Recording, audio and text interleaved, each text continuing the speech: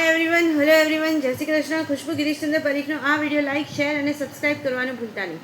TET tech એટલે શું?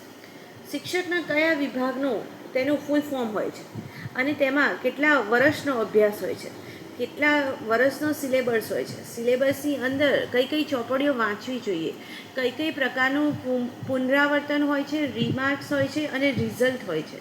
રિઝલ્ટના કેટલા પ્રકાર હોય છે, રિઝલ્ટમાં કઈ પેન, કયું વર્ષ અને કયો સમય ક્યારે બતાવવું તે ચોક્કસ જણાવજો. રિસેસનો સમય કોને નક્કી કર્યો છે તે ચોક્કસ જણાવજો. પેમેન્ટ અકાઉન્ટમાં આપવાનું ભૂલતા નહીં. ટાઈમ ટેબલ કોને બનાવ્યું છે તે ચોક્કસ જણાવજો. કેવી રીતે શોધાયું તે ચોક્કસ જણાવજો. કોને શોધાયું, કોના દ્વારા શોધ્યું તે ચોક્કસ જણાવજો. ગૌણ સેવા પસંદગી મંડળ અને કેટલા વિષય હોવા જોઈએ, 1 કલાક આપવો જોઈએ, અડધો કલાક આપવો જોઈએ, 15 મિનિટ આપવી જોઈએ કે 20 મિનિટ તે ચોક્કસ જણાવજો. પેમેન્ટ ખુશ્બુ ગિરીશચંદ્ર પરીખના એકાઉન્ટમાં આપવાનું ભૂલતા નહીં. Bye bye, take care.